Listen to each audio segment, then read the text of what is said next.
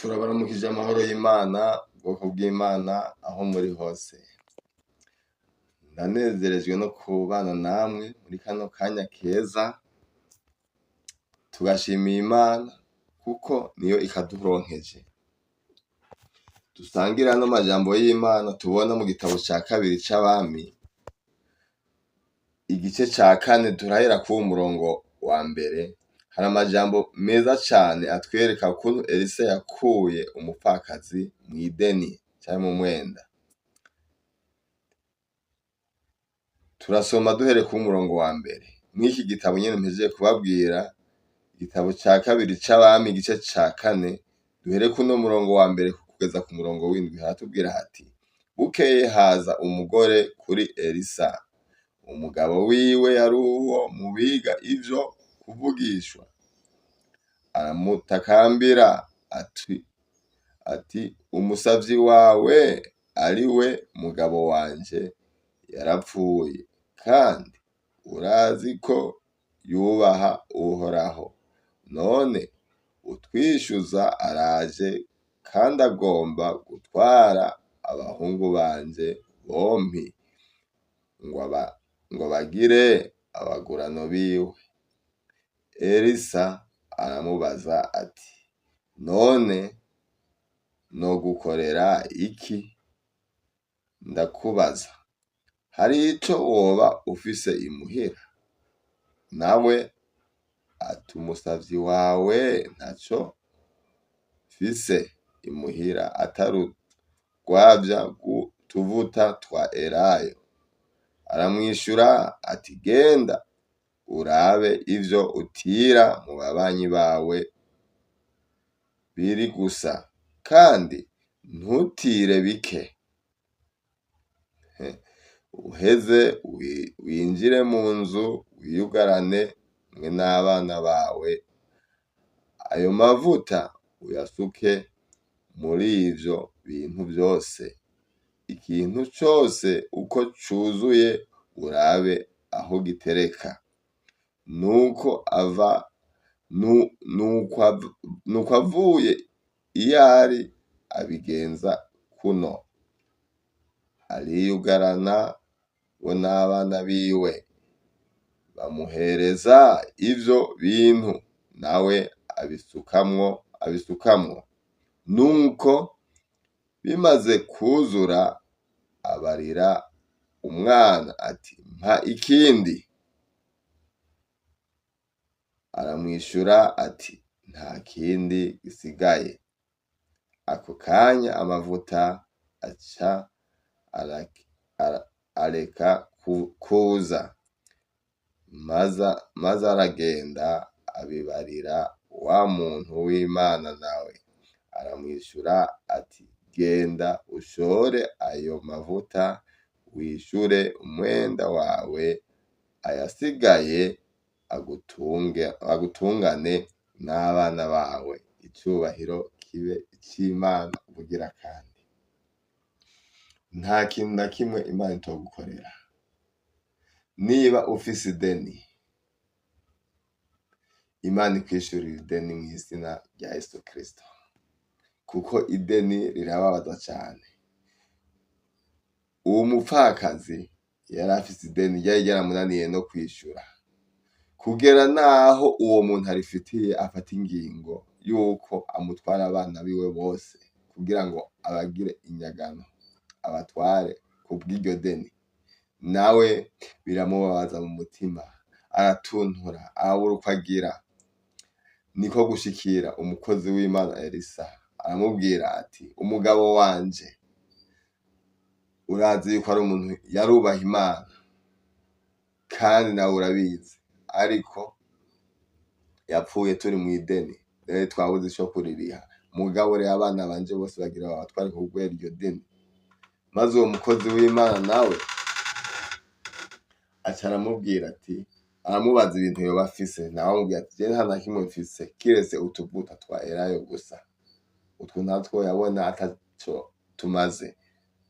Ariko kubw'inkomezi z'Imana kandi kubwo ububasha bw'Imana, Imana ikoresha Elisa. Aramubwira ati: twatwo tuvuta nyene ugende mu babanyi bawe, kuko umaze kubura ico ufungura ukabura n'ibindi bintu vyose n'ivyo wosuka muri ayo mavuta ntavyo woronka. Genda utire mu babanyi bawe, utire kandi utire vyinshi. Arashirako ikimenyamenya, ntatire kamwe canke tubiri, utire vyinshi, utire vyinshi cane.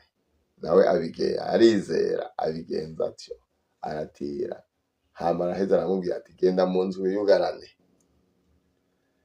umugisha w'Imana ushwara mw'iyo nzu yiwe yari arimwo, maze ayo mavuta aruzura ivyo yatiye vyose. Nawe ntaco yakoze, yabanje kuza kubaza umukozi w'Imana, aramubaza ati none ndabigenze gute? Hama nawe amutoza inyishu nziza. Reka Imana irushirize kukugenderera aho uri hose, uri mu bibazo bitandukanye, nta kintu na kimwe Imana itoshobora. Aho yarihiye umwenda uwo mupfakazi, nawe ntiyonanirwa no kugukorera ico kibazo kikuremereye. Kimwe gusa pfa kuyizera, kimwe gusa pfa kuyiha ikibanza gikwiye mu buzima bwawe, ugire ico ushobora kuyibutsa. Niba ufise ikintu wakoze canke uko ugenda uvuga ati Mana yanje uranzi va hasi n'itambuka ryanje, wewe niwe unzi, rero ubuzima bwanje buri muri wewe, rero iki kibazo ndakikuhaye kuko uranzi, uransobanukiwe. Imana ikuzi cane atana hamwe woyinyegeza. Rero ufise umutwaro uwereke Imana kuko niyo ishoboye vyose. Nta wundi muntu n'umwe ashoboye ikintu na kimwe atari Imana ishoboye vyose.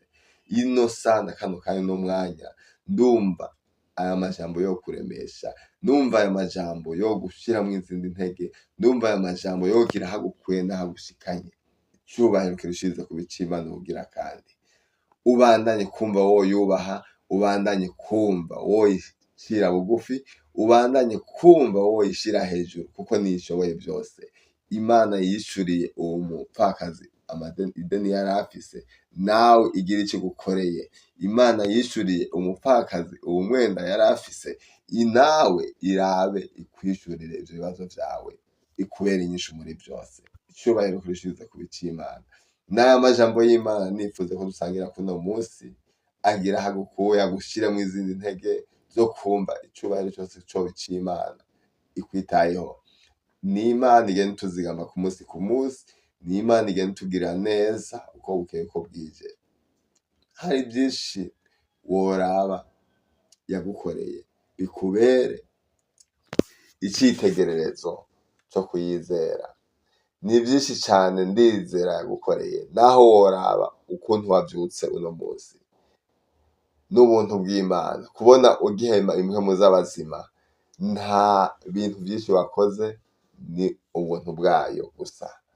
Rero ndumva noguhamagarira kuyizera, kandi iri jambo rigira aho rigukuye n'aho rigushikanye. Icubahiro kirushirize kuba ic'Imana. Uhisomere hano mu gitabo ca kabiri c'Abami, igice ca 4, uhereye ku murongo wa mbere kugeza ku murongo w'indwi. N'aya majambo twabonye adushiramwo intege, atwereka ukuntu umupfakazi Elisa yamufashije mu kuriha uno mwenda. Icubahiro kirushirize kuba ic'Imana. Reka ndahasubiremwo, hama nawe ubane nacu wumvirize ic'Imana ikugombako. Elisa akura umupfakazi mu mwenda. Bukeye haza umugore kuri Elisa, umugabo wiwe yari uwo mu biga ivy'ukuvugishwa. Aramutakambira ati umusavyi wawe ari we mugabo wanje yarapfuye, kandi urazi ko yubaha Uhoraho. None utwishuza araje, kandi agomba gutwara abahungu banje bompi ngo abagire abagurano biwe. Elisa aramubaza ati none nogukorera iki? Ndakubaza, hari ico woba ufise imuhira? Nawe ati umusavyi wawe ntaco mfise imuhira atari urwavya rw'utuvuta twa elayo.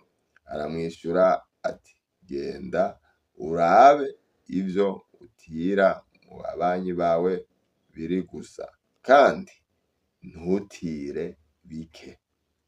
Uheze winjire mu nzu wiyugarane hamwe n'abana bawe, ayo mavuta uyasuke muri ivyo bintu vyose. Ikintu cose uko cuzuye urabe aho gitereka. Nuko avuye iyo ari abigenza kuno. Ariyugarana bo n'abana biwe bamuhereza ivyo bintu nawe abisukamwo. Nuko bimaze kwuzura abarira umwana ati mpa ikindi. Aramwishura ati nta kindi gisigaye. Ako kanya amavuta aca areka kuza, maze aragenda abibarira wa muntu w'Imana, nawe aramwishura ati genda ushore ayo mavuta wishure umwenda wawe, ayasigaye agutunge n'abana bawe. Icubahiro kirushirize kuba ic'Imana ubugira kandi. Nubwo aya majambo woba wari wayasomye, canke woba wari umaze imisi uza urayasoma, canke woba umaze imisi uyiyumvirako, reka nino saha na kano kanya asubire agufashe, asubire akubere mashasha. Mpwemu w'Imana arushirize kuyagusigurira. Mugire ibihe vyiza aho muri. Icubahiro kirushirize kuba ic'Imana ubugira kandi. Shalom, shalom.